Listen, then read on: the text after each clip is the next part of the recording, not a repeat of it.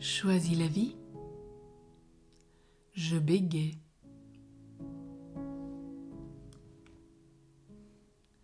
Je souffre de bégaiement depuis si longtemps que j'ai renoncé à parler à d'autres personnes qu'à mes proches. Et encore, s'il ne m'obligeait pas à m'exprimer et à terminer mes phrases, je crois que je ne dirais plus rien. Je passe de longues heures enfermée chez moi, en silence. Je ne veux plus voir personne. Parler est devenu une torture. J'en ai perdu le goût, puisque, de me voir peiner à chaque mot, les autres ressentent un malaise qu'ils me communiquent et qui accentue ma honte. Tu voulais parler et tu avais tant à dire. On te faisait taire parce que tu racontais des histoires d'enfants qui n'intéressaient pas les adultes. Tu as entendu que ton bavardage incessant était fatigant, que tu parlais à tort et à travers et que tu devais apprendre à tourner 7 fois ta langue dans ta bouche avant d'oser sortir un seul mot.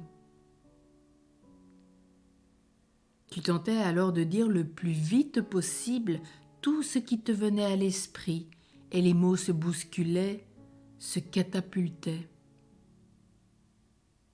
On te l'a tellement imposé que tu as fini par te taire. Et pourtant, tu as le don de la parole vraie, celle qui saisit. Oui, elle saisit l'âme de ceux qui t'entourent. Découvre ton don, aime-le, cultive-le. Apprends avec l'aide d'un ami, d'un guide à retrouver la confiance en toi et en ce que tu dis. Laisse-toi prendre par la main. Apprends à faire sortir les mots qui viennent de ta profondeur, ces mots qui touchent.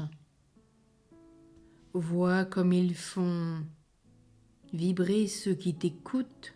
Ils sont touchés et reçois d'eux le témoignage de leur émotion, de leur gratitude.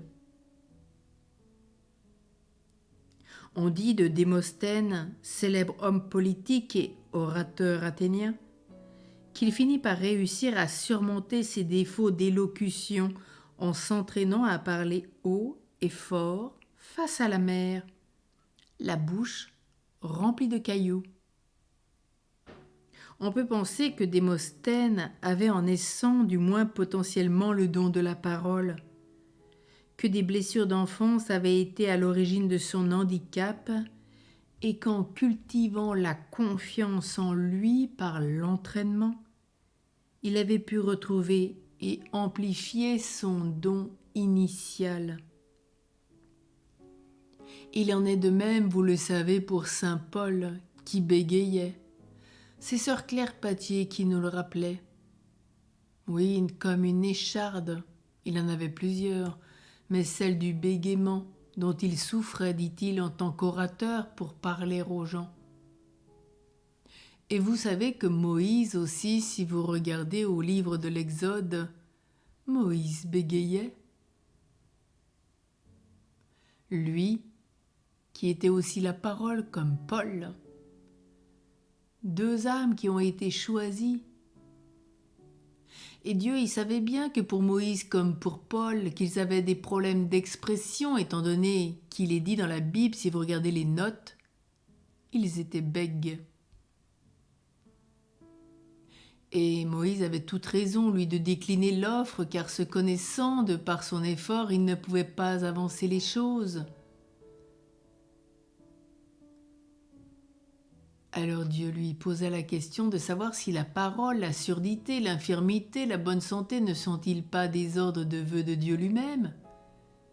Et Moïse devait être assisté par Aaron son frère. Cependant, Aaron était interprète de Moïse pour interpréter.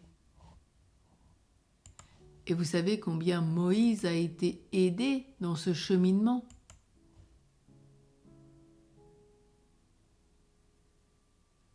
Et il faut d'abord comprendre ou décoder le langage encodé par Moïse, son conducteur.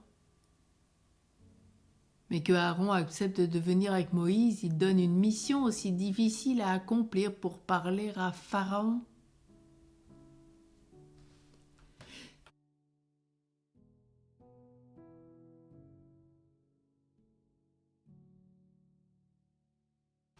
La divinité dans la chair et le bégaiement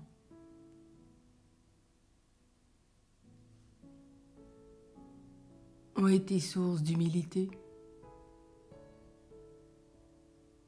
Humilité au vu de tous parce qu'ils ont été humiliés.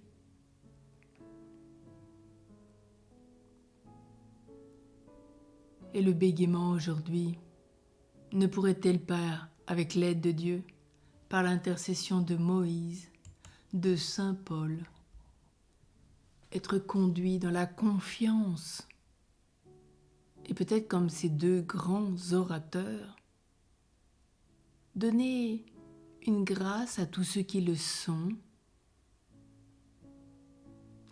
depuis la naissance ou à cause de traumatismes, pour leur montrer que tout est possible, comme à Moïse et à Aaron, quand Dieu permet, la parole sort. Elle est juste, elle est vraie, elle est celle qui touche les cœurs. Et souvent des paroles personnes qui bégaient ont ce don de la parole. C'est une vraie grâce.